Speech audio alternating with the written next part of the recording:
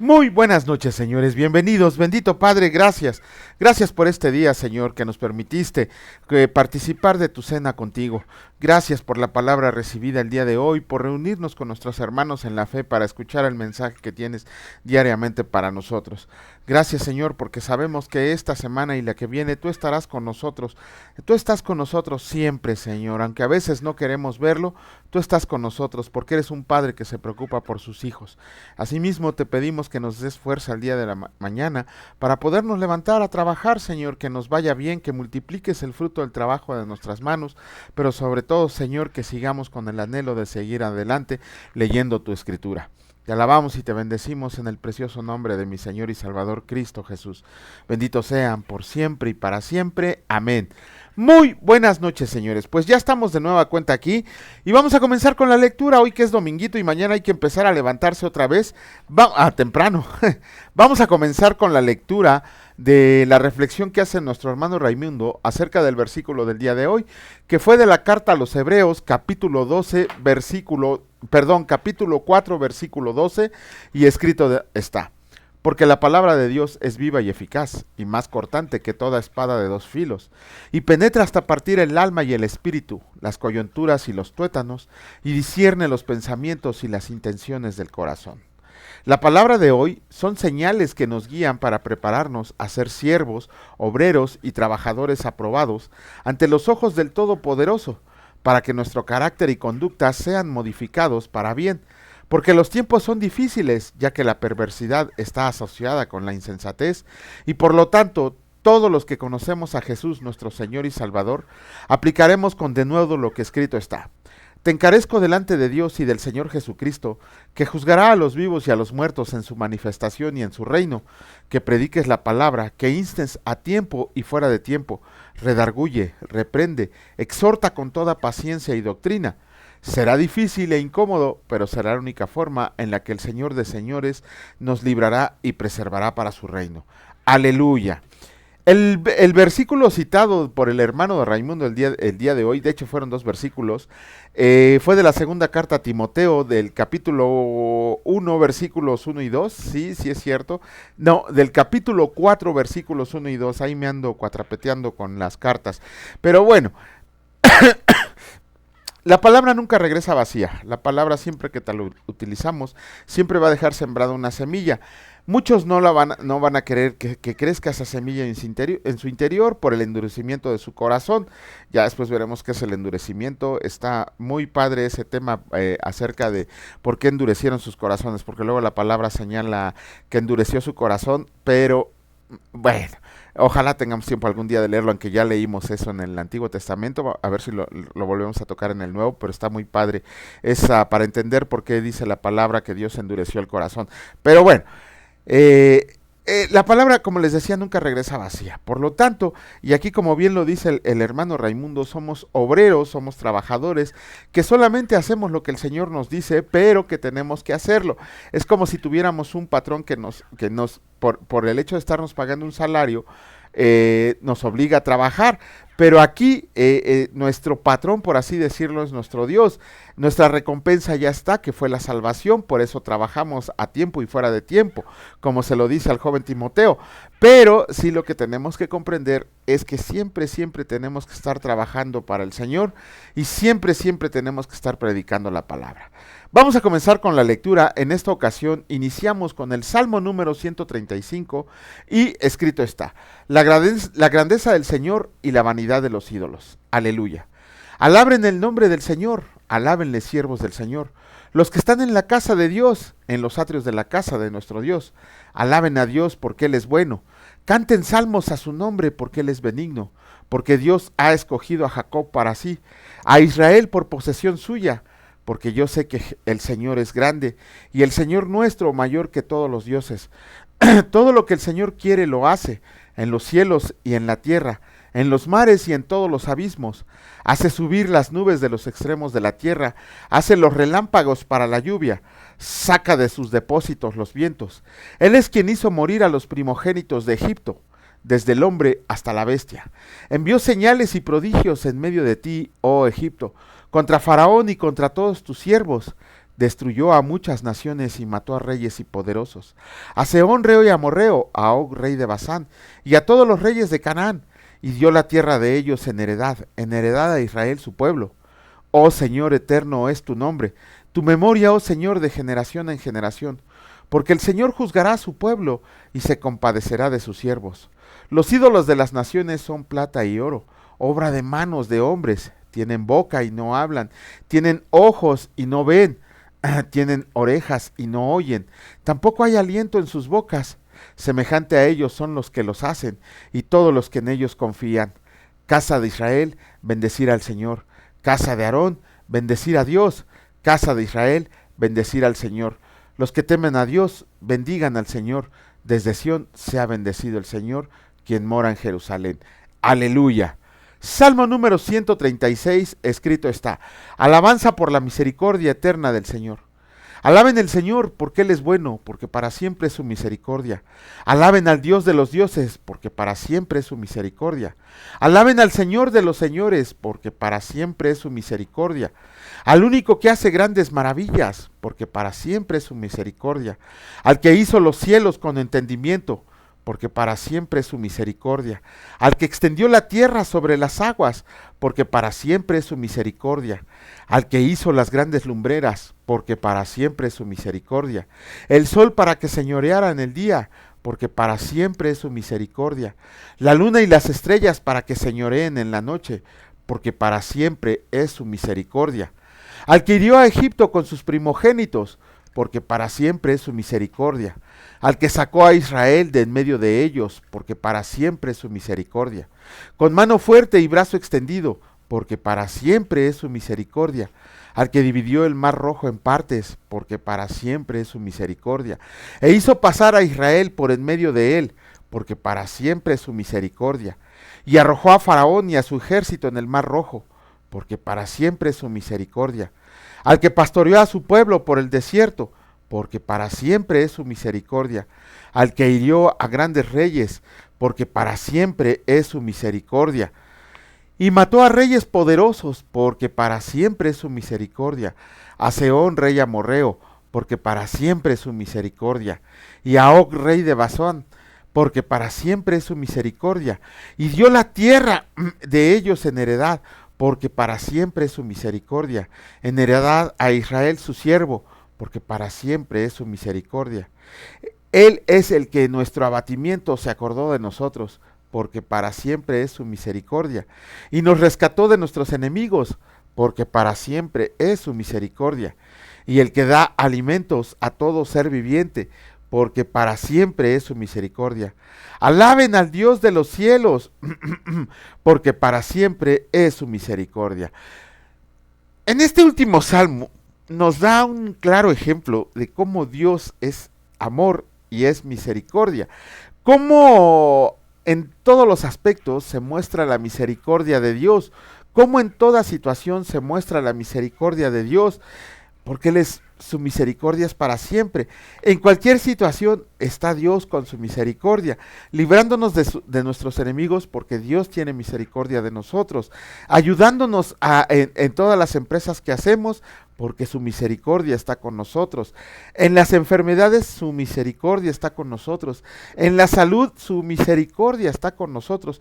Siempre estamos llenos de su misericordia en todo lugar y en todo momento. No podemos decir que el Señor se olvidó de nosotros, esa es una herejía.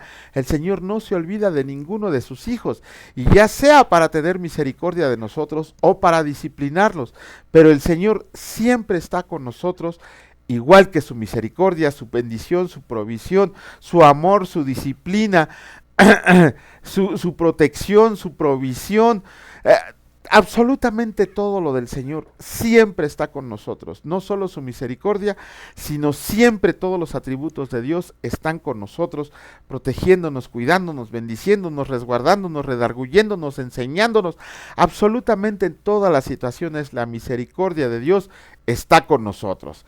Vamos a comenzar y a terminar con el capítulo 12 de la primera carta a los Corintios, y escrito está: dones espirituales. No quiero, hermanos, que ignoren acerca de los dones espirituales.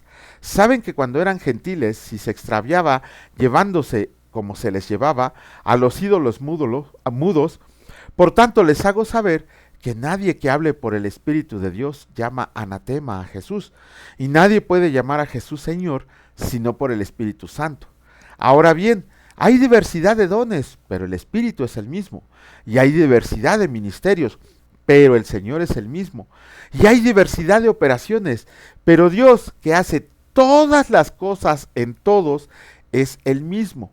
Pero a cada uno le es dado la manifestación del Espíritu para provecho, porque a este es dada por el Espíritu palabra de sabiduría, a otro palabra de ciencia según el mismo Espíritu, a otro fe por el mismo Espíritu, y a otro dones de sanidades por el mismo Espíritu, a otro el hacer milagros, a otro profecía, a otro discernimiento de espíritus, a otro diversos géneros de lenguas, y a otro interpretación de lenguas. Pero todas estas cosas las hace uno y el mismo Espíritu, repartiendo a cada uno en particular como Él quiere. Porque así como el cuerpo es uno y tiene muchos miembros, pero todos los miembros del cuerpo, siendo muchos, son un solo cuerpo, así también Cristo. Porque por un solo Espíritu fuimos todos bautizados en un cuerpo, sean judíos o griegos, sean esclavos o libres, y a todos se nos dio a beber de un mismo Espíritu. Además, el cuerpo no es un solo miembro, sino muchos. Si dijera el pie, porque soy mano, no soy del cuerpo, por eso no será del cuerpo. Y si dijera la oreja, porque no soy oreja, no soy del cuerpo, por eso no será del cuerpo. Si todo el cuerpo fuera ojo, ¿dónde estaría el oído? Si todo fuera oído, ¿dónde estaría el olfato? Mas ahora Dios ha colocado los miembros, cada uno de ellos, en el cuerpo, como Él quiso, porque si todos fueran un solo miembro, ¿dónde estaría el cuerpo? Pero ahora son muchos los miembros, pero el cuerpo es uno solo.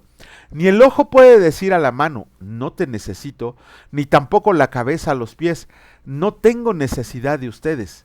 Antes bien, los miembros del cuerpo que parecen más débiles son los más necesarios, y aquellos del cuerpo que nos parecen menos dignos, a estos vestimos más dignamente. Y los que nosotros son menos decorosos, se trata con más decoro, porque los que nosotros son más decorosos no tienen necesidad, pero Dios ordenó el cuerpo, dando más abundante honor al que faltaba, para que no haya desaveniencia en el cuerpo, sino que los miembros todos se preocupen los unos por los otros. De manera que si un miembro padece, todos los miembros se duelen con él, y si un miembro recibe honra, todos los miembros con él se gozan. Ustedes pues son el cuerpo de Cristo, y miembros cada uno en particular, y aún nos puso Dios en la iglesia, primeramente apóstoles, luego profetas, lo tercero maestros, luego los que hacen milagros, después los que sanan, los que administran, los que ayudan, los que tienen don de lenguas. ¿Son todos apóstoles? ¿Son todos profetas? ¿Todos maestros? ¿Hacen todos milagros? ¿Tienen dones de sanidad? ¿Hablan todos lenguas? ¿Interpretan todos? Procuren pues los dones mejores, mas yo les muestro un camino aún más excelente. ¡Wow! El agarrón que nos damos por los dones del Espíritu Santo, ¿no? Si se fijan, la palabra dice claramente que los dones del Espíritu Santo, en el versículo 6, dice, hay diversidad de operaciones, pero Dios, que hace todas las cosas en todos, es el mismo. ¿Qué quiere decir? Los dones del Espíritu Santo son dados por Dios, eso lo comprendemos muy bien, no hay ninguna duda acerca de que todos los dones del Espíritu Santo nos han sido otorgados por Él. Ahora bien, aunque en un momento en específico uno se puede mover en determinado don, en otro momento en específico, si Dios así le place, lo puede mover en otro don en específico. No es que sea un don para alguien específicamente, sino que todos los dones son para todos, pero para usarse en determinado momento según la voluntad de Dios. Ahora, aquí ya vimos en Romanos una lista de dones espirituales. Aquí Pablo es un poco más específico en cuanto a qué son esos dones. Y empieza Pablo señalando con el don de sabiduría. ¿Qué es el don de sabiduría? Es hablar con perspicacia divina, con conocimiento divino, con revelación divina, para poder resolver problemas difíciles pero en defensa de la fe. No nada más nos da la sabiduría para que andemos presumiendo. Esa sabiduría viene por medio del Espíritu Santo para poder poner defensa de la fe, tal como lo dice la primera carta de Pedro en el capítulo 3, versículos 15 y 16. Luego Pablo se mete, dice, con palabra de ciencia. ¿Qué significa la palabra de ciencia? Ok, la palabra de ciencia es cualquier información divinamente revelada que no se les da a todos en parejo, y eso tiene que ver un poquito con el ministerio del maestro y del pastor. Ajá, dice, a otros se le da fe por el mismo espíritu. ¿Qué es el don de fe? Una fe inquebrantable. Son esas personas a las que se les da una fe. Dice la palabra que si tuviéramos fe como un grano de mostaza, seríamos capaces de mover montañas. Y nuestra fe a veces como que se debilita por las situaciones o tribulaciones por las que pasamos. Pero hay personas a que esa fe, por más que se les diga a alguna persona enemiga de Dios, a alguna persona inconversa, que les muestre o les quiera demostrar situaciones que no son bíblicas, que Dios no existe, que Jesucristo no sé qué, a ellos no se les mueve absolutamente nada su fe. Ese es un don grandiosísimo. Dice, a otros dones de sanidades, todos aquellos que por medio, que son utilizados por Dios para llevar una sanidad física o espiritual a alguna persona que lo necesita. El hacer milagros, un milagro es una alteración a las fuerzas físicas de la naturaleza. Ajá, a otros profecía.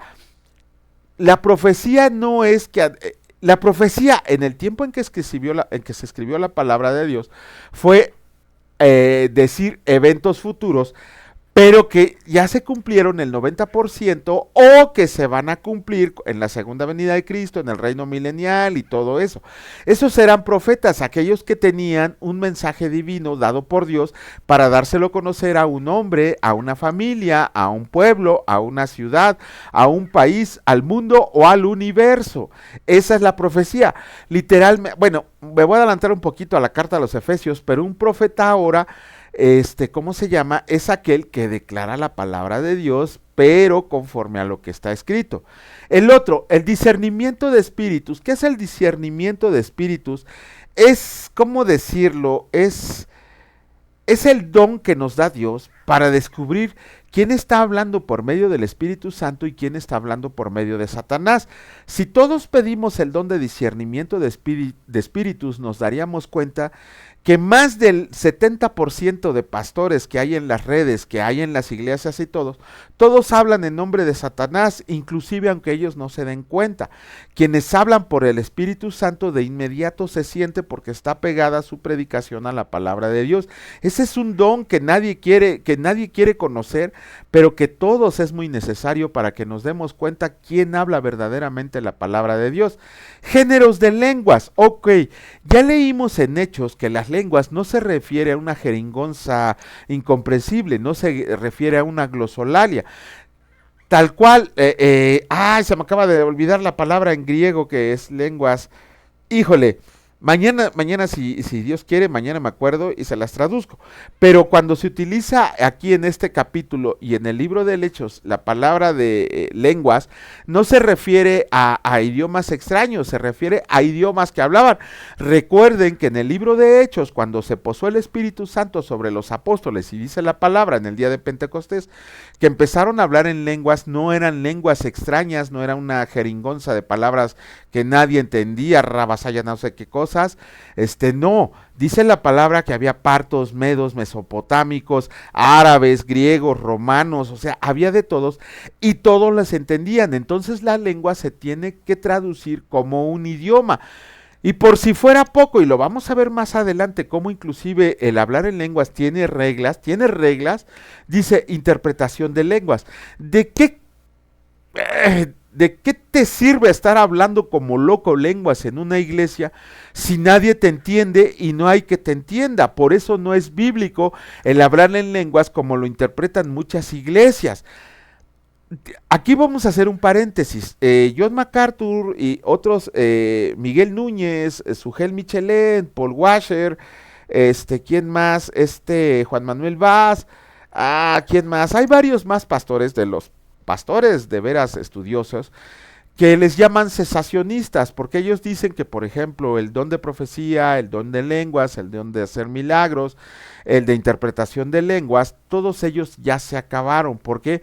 Porque todo lo que necesitamos saber y comprender ya lo tenemos inscrito en la Biblia, que por eso no es necesario. Yo personalmente no estoy diciendo que sea así, ojo, porque me voy a atrever a hacer un comentario personal.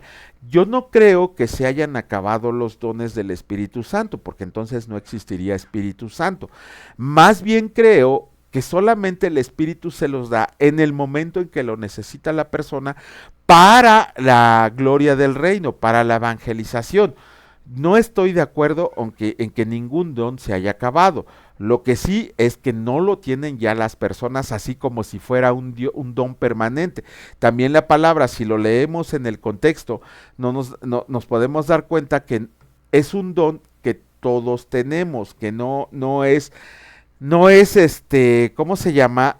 Un don que podamos decir, yo tengo el don de lengua siempre, ajá, sí, más bien deja de fumar cosas que no te convienen o meterte cosas que no te convienen, porque el don de lenguas no se refiere a lo que te han enseñado. Si leyéramos la palabra de Dios, el don de lenguas se refiere a idiomas. Prácticamente ahora, con los avances tecnológicos, con las redes sociales, no hay necesidad de aprender nuevos idiomas, sino que el Señor, si así le place, nos va a dar el don de lenguas para que podamos compartir la palabra conforme a su voluntad.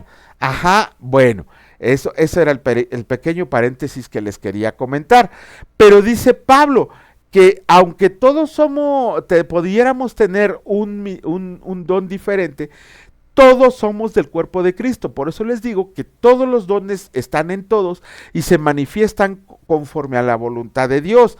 Si ustedes en algún momento les piden orar por una persona y esa persona se sana, no quiere decir que ustedes sean unos entes milagrosos y llenos del don de sanidad, sino que a Dios le plació que en ese momento el don de sanidad les fuera otorgado, porque esa persona que sanaron tiene un propósito que cumplir todavía conforme a la voluntad de Dios. Pudieron haber sido cualquiera de nosotros o pudo haber sido otra persona. De hecho, vemos en la palabra que Dios utilizó a personas inconversas para sus propósitos. El caso de Nabucodonosor. Nabucodonosor no era creyente del Dios hasta después. El caso de Darío, que fue el que liberó al pueblo judío. Cuando vio esto, Dios lo utilizó para su gloria, lo utilizó para su voluntad. Entonces, cualquiera de nosotros puede ser utilizado por Dios para hacer algo conforme a su voluntad. Y luego viene la bronca, por si no fuera poco la bronca de los dones, viene la bronca con los ministerios. Dice aquí en el versículo 28, dice, a unos puso Dios en la iglesia, apóstoles, profetas y maestros. Después los que hacen milagros, los que sanan, los que ayudan, los que administran, los que tienen el don de lenguas. Ok, cuando leamos la carta a los Efesios, la carta a la iglesia de Éfeso, en el capítulo 4, versículo 11, vemos que hay otra lista de ministerios que no se parece a esta más que en 3. Pero bueno, primero están los apóstoles. Aquí sí, yo también soy partidario de los grandes comentaristas como William MacDonald, como Matthew Henry, como el comentario bíblico portavoz, como cuál es el comentario bíblico de John MacArthur, como muchos otros grandes comentaristas. Yo también me adhiero a que en estos tiempos no hay apóstoles en el sentido estricto de la palabra.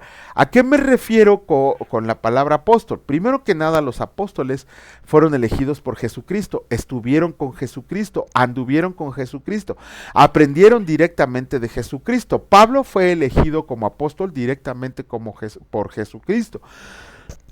A él se le confirió ser visitado por Jesucristo. ¿Y qué dice la palabra? Por acá dice también en un versículo, nadie puede decir Señor. Aquí lo dice en el versículo 3, dice, Y nadie puede llamar a Jesús Señor sino el Espíritu Santo. Por eso ahí lo del ladrón en la cruz, lo de la conversión de Pablo, que cuando ellos tuvieron un encuentro con Jesucristo reconocieron su señorío, pero fue el Espíritu Santo el que los hizo reconocer. Ahora, la bronca con los apóstoles es que cualquier hijo de vecina viene y se pone el título de apóstol y ahí está la gente rindiéndoles adoración, como si no supieran que apóstoles somos todos. En el sentido técnico de la palabra apóstol, que viene del griego apostolae, significa mensajero o enviado. Todos nosotros que llevamos o predicamos la palabra de Dios somos apóstoles en el sentido técnico de la palabra. En el sentido literal de la palabra apóstol ya no hay ninguno. Pablo lo dice, yo fui el último de los apóstoles. Si bien Bernabé, Silas, Timoteo, Judas, el hermano de Jesús, Santiago, el hermano de Jesús, fueron apóstoles, de ahí en fuera ninguno, después de Pablo ya no hubo más apóstoles. ¿Y cómo se confirma esto? Por los padres de la iglesia. Como les comentaba, después de los apóstoles no hubo un solo padre de la iglesia que se dijera apóstol, que dijera yo soy un apóstol de Jesucristo. No, todos decían eran siervos. Agustín, Ireneo, Policarpo, Gallo, todos los padres de la iglesia, ninguno de ellos se puso el título de apóstol. ¿Por qué? Porque sabían que ya no habían estado con Jesucristo. Ya, el primer requisito ya no lo cumplían. Haber estado con Jesucristo en vida, no lo cumplieron, no tenían por qué llamarse apóstoles. Sin embargo, como les digo, ahora cualquier hijo de vecina viene y se dice que es un apóstol, pues no es más que un mentiroso. Pero como siempre les he dicho, ¿quieres ser apóstol? Que Dios te cumpla tu deseo de que seas un apóstol, porque ya leímos los requisitos de ser un apóstol. Vas a sufrir hambre, persecución, cárceles, latigazos, golpes, van a hablar de ti, vas a vivir en pobreza, vas a andar de lado a lado. ¿Quieres ser apóstol? ¿Quieres autonombrarte apóstol? Que Dios te lo conceda y te lo multiplique para ver si de verdad aguantas como quieres ser apóstol. Luego viene el ministerio, aquí lo dice, profetas, ok. También el don de profecía no creo que haya cesado, sin embargo ya no es tan común como lo fue en los tiempos en que se escribió la palabra de Dios, porque profetas, otra vez, la palabra profecía significa declarar la palabra, leer la palabra, decir la palabra, llevar la palabra, ese es un profeta, y otra vez, en el sentido técnico de la palabra profecía, todos nosotros somos profetas cuando leemos la Biblia en voz alta a diversas personas. Además, a nosotros, a los ignorantes de la palabra de Dios, les encanta que les estén diciendo profecía. Sí, y yo profetizo que para fin de año vas a tener un carro nuevo. Yo profetizo que Dios te va a dar un mejor trabajo. Y tú que estás soltero, yo profetizo que el Señor te va a mandar a tu rubia ojos azules. Esos son puros payasos mentirosos, porque toda la profecía que necesitamos para nuestra vida ya está escrita en la palabra de Dios. Ya no necesitamos una profecía. ¿Para qué? Ya iba a decir una grosería, perdónenme, me exalto porque me enojan mucho estos tipos mentirosos. ¿Para qué necesitamos profecía que nada más nos ven la cara? Ah, porque eso sí, ven y pacta por tu milagro para que Dios te lo multiplique. Ven y ponme tu sobre aquí con $100, con $1,000 para que el Señor te cumpla la profecía. Ah, eso sí, por burros e ignorantes que no leemos la palabra de Dios, ahí estamos dando dinero como si tuviéramos mucho. Para empezar, no, de hecho, ahora verdaderamente me causa asco, y discúlpenme la palabra, me causa aberración, me causa repugnancia saber que una iglesia, que varias iglesias están abriendo universidades de profetas. Tengan mucho cuidado porque lo único que les están haciendo es quitarles su dinero. Esas universidades de profetas son antibíblicas. ¿Por qué? Porque van tras el dinero. Si Dios tiene una profecía para ti, Dios te la va a dar aunque ni hayas leído la palabra de Dios. El caso de Amós era un granjero y que le mandó el Señor a darle una profecía a un rey. ¿Y qué conocía de la palabra Amós? Absolutamente nada. Varios de los profetas así les pasó. Yo ni quería, pero ahí estaban. Personas que no eran profetas estuvieron dando profecía. Saúl, el primer rey, ¿cómo se llama? De Israel, dice la palabra que profetizaba con los profetas. ¿Y qué sabía Saúl de la ley? Absolutamente nada. Por eso les digo, tengan cuidado, todos nosotros somos profetas en el sentido de que declaramos la palabra de Dios. Eso es lo que tenemos que comprender con profecías. Perdón, me pasé de lámina. Y después dice, maestros, ay, benditos maestros y pobrecitos de ellos, porque hay personas a las que nos ha llamado Dios para ejercer el ministerio de maestros. No tienen ustedes idea cómo, miren, tan solo la palabra nos dice en el libro de Santiago, no todos quieran ser maestros porque van a recibir mayor condenación. ¿Por qué? El ministerio de maestro muy pocos lo quieren, de hecho nadie lo quiere. De hecho, Dios directamente da el ministerio. ¿Por qué? Porque ejercer en el ministerio de maestro te obliga a estudiar la palabra de Dios diariamente y en todo momento y llevarla. Yo la traigo en el celular, en la tableta, en la computadora, físicamente, la traigo en un llavero, la traigo en todos lados. ¿Por qué? Porque la enseñanza de la palabra de Dios no es un juego, no puedes tomarte como un juego la palabra de Dios. Una vez que tuve un debate con un pastor, ¿cómo se llaman? De esos de la prosperidad, ¿cómo se llama? Un pastor pentecostal muy, pues que se creía la última Coca-Cola del desierto. Este señor decía que a él le había sido revelado por el Espíritu Santo todo lo que sabía. Sin embargo, cuando tenía enfrentamientos con personas que conocían de la palabra de Dios, pues le hacían pedazos. ¿Por qué? Porque no se había preparado. El ministerio de maestro es uno de los más difíciles que puede haber, porque si bien todos son difíciles, es el más castigado. ¿Por qué? Porque si nosotros los que nos dedicamos a la enseñanza decimos algo que no es bíblico, vamos a recibir mayor condenación, mientras que el pastor, el profeta, el evangelista, todos ellos pueden equivocarse y decir, la regué, pero tengo que venir aquí. El maestro no, el maestro, de hecho, el pastor, el evangelista, el profeta, el apóstol, todos vienen a apoyarse con el maestro. ¿Por qué? Porque cuando tienen dudas acerca de un versículo o acerca de que van a tener un debate o acerca de alguna duda que tienen, ¿con quién corren? Con los maestros. Y Dios ha preparado a los maestros y les ha dado todos los medios para conocer de la palabra de Dios. Pero si creen que solamente el ministerio de maestro es leer la Biblia en todo momento, no, porque también tenemos que saber de física, de química, de astrofísica, tenemos que saber de matemáticas, tenemos que saber de sociales, tenemos que saber de historia, tenemos que saber de filosofía, tenemos que ser todólogos. Y si bien no somos expertos en todo, por lo menos tenemos que saber de qué nos estén hablando, porque nosotros los maestros nos regimos por lo que dice el versículo de la primera carta de Pedro, capítulo 3, versículo 15, y lo que dice en la segunda carta de Corintios, capítulo 10, versículo 6, en que derribando argumentos y toda altivez que se levanta en contra del conocimiento del Hijo de Dios, pero sujetando nuestros pensamientos a la obediencia a Cristo. ¿Ven qué difícil es ser maestro? Por eso dice la palabra también, no todos quieran ser maestros, porque estos van a recibir mayor condenación. Y ahora que yo recuerdo quiénes de mis compañeros, ni siquiera yo quería el ministerio de maestro, y el Señor me dijo, te fletas a ser maestro, aquí me tienen. Por eso el ministerio de maestros, y además, ojo, también el pastor recibe sus ofrendas, el evangelista recibe sus ayudas para llevar la palabra, el profeta y el que lleva el evangelio son respetados, son reconocidos, pero al maestro, ¿quién le ayuda? Yo nunca he conocido a una iglesia que diga, a ver, ¿saben qué? Necesitamos una ofrenda para el maestro porque necesita ir a tomarse un curso para poderse seguirse preparando. Nunca he oído que en una iglesia digan, necesitamos una ofrenda para el maestro porque se tiene que ir a comprar varios libros. No, los maestros siempre operamos con los recursos que Dios nos da, y bendito sea Dios que siempre nos da todo lo necesario para seguirnos preparando. Entonces, ese es el ministerio de maestro, y a ver quién le quiere entrar sabiendo que recibirá mayor condenación.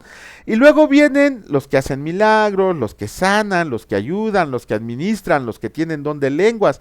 Son todos apóstoles, son todos profetas, son todos maestros, hacen todos milagros, tienen todos dones de sanidad, hablan todos lenguas, interpretan todos. Pero dice Pablo, procuren pues los dones mejores.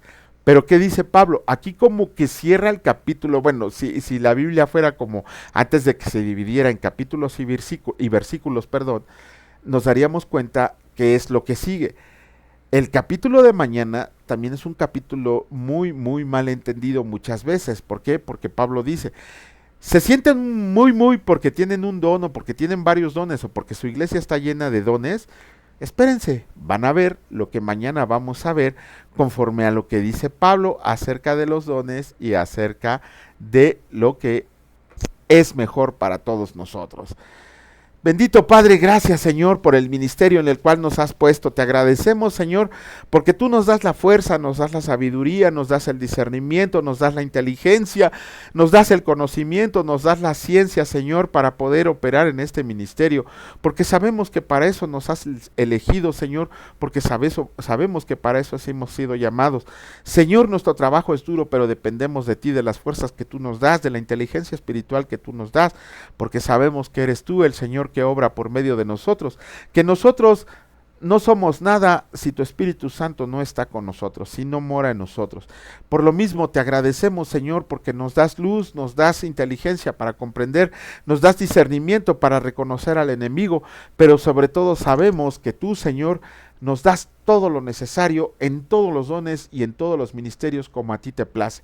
Y te pedimos, Señor, que todos nosotros y que todos nuestros escuchas recibamos los dones, que ya tenemos los dones porque el Espíritu Santo mora en nosotros, pero que los utilicemos, que oremos por utilizar los dones, pero siempre para gloria de tu reino, Señor, que no sea la gloria para nosotros. Siempre que sea para la gloria de tu reino y para enaltecer y engrandecer tu nombre. Gracias Señor por el día de hoy, por la fuerza, por el alimento, por la provisión, por la bendición, por la gran misericordia y por la gracia derramada. Bendito seas mi Dios Padre Todopoderoso, bendito seas mi Señor Jesucristo Salvador y bendito seas Señor Espíritu Santo, por siempre y para siempre. Amén. Que Dios los bendiga señores y si Dios lo permite nos vemos el día de mañana. Cuídense mucho, hasta luego.